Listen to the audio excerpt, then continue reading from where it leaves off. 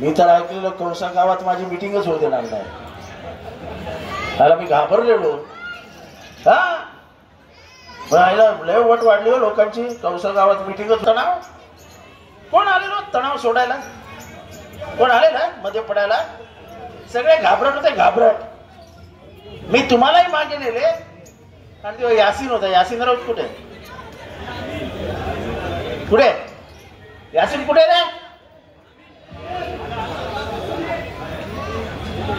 यासीन राऊत वगैरे सगळे खाली होते.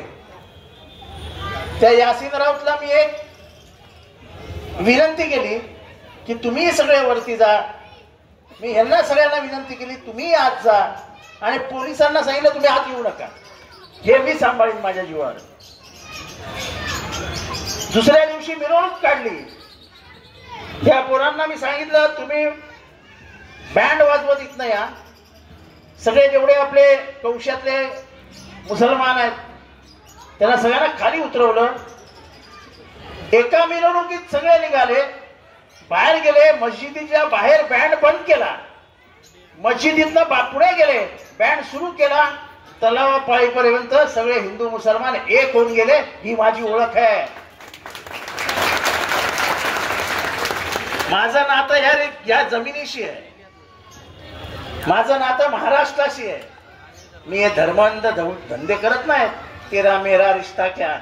तेरा मेरा रिश्ता महाराष्ट्र का देश का रिश्ता है. हम बटने वालों में से नहीं, कटने वालों से नहीं, हम जोड़ने वालों से हैं. आणि ते मी इथे दाखवलंय. येऊन दाखवतो. काय बघूया कोण काय करतं. मला पण जितेंद्र आव्हाड म्हणतात. अख्ख्या महाराष्ट्राला नडून चुकलेला माणूस आहे हा. तर कोण तो पोरगा? कुठे गेला तो? एका पोराला दम दिलेला. तू येस माझ्या घरी तुला बघतेस. कुठे गेला तो? तू काय बघणार आहेस? अरे बस करा की दादागिरी. लोकशाहीमध्ये दादागिरी चालत नाही. लोकशाहीमध्ये प्रेमाने मन जिंकायची असतात. मी 15 वर्ष इथे राहिलो ना ते कोणाच्या मेहरबानीवर नाही राहिलो. लोकांच्या मनामध्ये माझ्याबद्दल प्रेम आहे म्हणून राहिलो. निवडता येईल, निवडणुकीत लीड मिळेल, पण लोकांची मनं जिंकता येत नाही जी मी जिंकली आहेत. लोकांच्या मनात मी आहे. कारण का मी हे हिंदू मुसलमान हे भांडणं लावा, जमिनी बळकवा हे सगळे धंदे माझे नाही आहेत. इथे इतक्या इलिगल बिल्डिंग बांधल्या आहेत. कोणाच्या एका बापाने सांगावं हिला मला 1 रुपया दिलाय का? 1 रुपया. हे धंदे माझे नाहीत.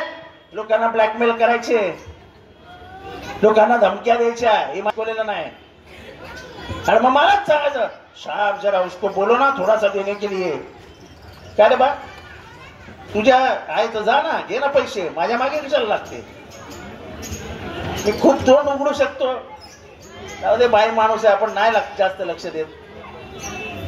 पण हे जे काय पोरांना दम देण्याचं काम चालू आहे ना, मीटिंग होऊ नाही देणार, नंतर तुम्हाला बघून घेऊन. माझा तुम्हाला चॅलेंज आहे. चॅलेंज या गावात देऊन जातोय. माझ्या एका पोराला त्रास देऊन दाखवा. तुमचं घरचं बाहेर येणं बंद नाही केलं तर नावाचा जितेंद्र आव्हाड नाही.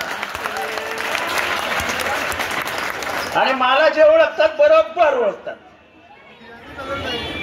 मी कोणाच्या आद्यात जात नाही, मध्यात जात नाही. मी कोणाला पाय लावत नाही आणि कोणी पाय लावला तर नमस्कार करत नाही. आपल्याशी व्यवस्थित राहायला आपण व्यवस्थित राहू. पण तुम्ही दादागिरी करायला जाल तर जशास तसं उत्तर देईल. हे कोणी सुधरवलं? हे सगळं हे रस्ते कोणी केले? अरे यासीन, यासीनला बोलो रे. ये वरती ये. अरे किती दिवस खाली राहणार? ये आता.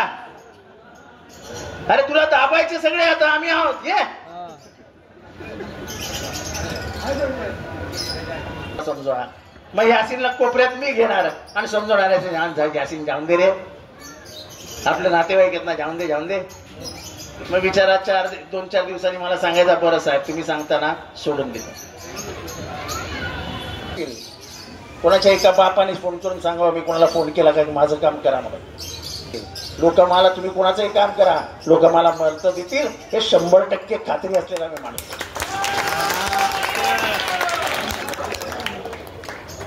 त्यामुळे हे घाणेरडं राजकारण जे करतायत ना हे मी कोणाच्या बापाला घाबरत नाही. मी घाबरतो फक्त दोघांनाच, एक तो आणि खाली शरद पवार. मी बाकी कोणाच्या बापाला घाबरत नाही. आणि घाबरत असतो ना तर बीजेपीत गेलो असतो अजित पवारांसारखा. मी कोणाला नाही घाबरत. जसं मी हक्काने सांगतो ना, या कौशा मुंबऱ्याच्या एका ब्रिडरकडनं मी रुपयानं घेतलं, रुपया. तसं सांगतो महाराष्ट्राच्या कोणाच्या बापाकडनं रुपया घेतला. मी माझ्या ताकदीवर राजकारण करतो.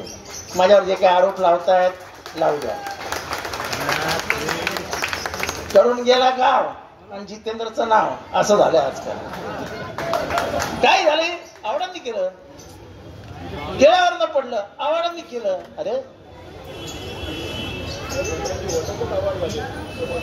म्हणू यार,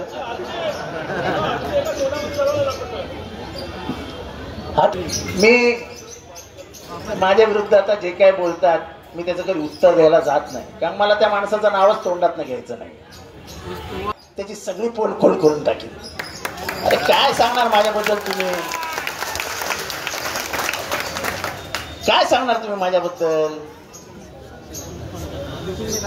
तरांचा इतिहास लिहित नाही, मी शूरवीरांचा इतिहास लिहितो. शिवाजी महाराजांबरोबर दोघांनी गद्दारी केली होती. एकाचं नाव सूर्याजी पिसाळ, दुसऱ्याचं नाव खंडोजी खोपडे. ते महाराष्ट्राच्या कुठल्याच इतिहासाच्या पुस्तकामध्ये खंडोजी खोपडे हे नाव सापडणार नाही आणि सूर्याजी पिसाळ हे नाव सापडणार नाही, कारण का महाराष्ट्राच्या इतिहासामध्ये गद्दारांना स्थानच नाही. त्यामुळे म्हणजे काकाच्या मृत्यूची वाट बघतो, त्याच्या गावामध्ये जाऊन विचारतो यांचं शेवटचं भाषण कधी होणार आहे काय माहित. अरे तुझा काका ना तो, त्यांनी तुला 5 वेळा उपमुख्यमंत्री केलं ना, त्यांनी तुला बोटाला चालून धरून चालायला शिकवलं ना. 85 वर्षाचा म्हातारा मी माझी निशाणी घेतोय, बघूया तुझ्यात किती दम आहे. अरे आमचेच कपडे, आमचंच घड्याळ आणि आमच्या समोर फिरणार आणि सांगणार की नाव पण घेऊ नका. म्हणजे शरद पवारांवर मनापासून प्रेम आहे. माझा काय रक्ताचा संबंध नाही, माझा कुठलाही त्या माणसाशी संबंध नाही. पण त्यांनी माझ्यासारख्या 10 बाय 10च्या खोलीत राहणाऱ्या एका मागासवर्गीय पोराला